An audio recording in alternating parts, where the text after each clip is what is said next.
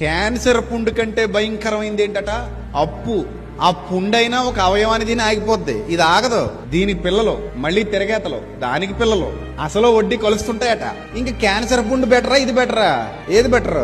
నన్ను అడిగితేనే అంటాను, ఇప్పుడు కూడా చెప్తాను, ప్రపంచంలో నిజమైన ధనవంతుడు ఎవడంటే అప్పు లేనుడు.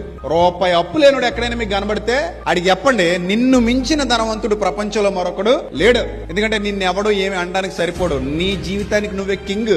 నువ్వు వచ్చింది తెచ్చుకున్నది హాయిగా తింటావు, నీకున్నదే తింటావు, నీకున్నదాంతలో సంతృప్తిగా ఉంటావు, నీకున్నదాంతో హ్యాపీగా బతికేస్తావు, అంతే. ఇంకొకటి ఎవడో వచ్చి నీ మీద కేకలేయడం, నేను తిట్టడం, నీ బండి లాక్కెళ్ళిపోవడం, నీ ఇంటికి తాళం వేసేయడం, ఈ చెత్త చెదారం ఉండవు. అందుకే రోగం అది. అందుకే ఎప్పుడు కూడా కలిగిన వాటితో తృప్తి పొంది ఉండండి. ఎందుకంటే అప్పు లేనోడు రాజు. ఈ రోజుల్లో ఎప్పుడంతే, ఇప్పుడు కూడా అప్పు ఎవరికైతే లేదో వాడు హ్యాపీగా ఉంటాడు. పిల్ల పాపలతో హాయిగా ఏది తెచ్చుకుంటే అది ఆనందంగా తిని హాయిగా నిద్రపడుతుంది.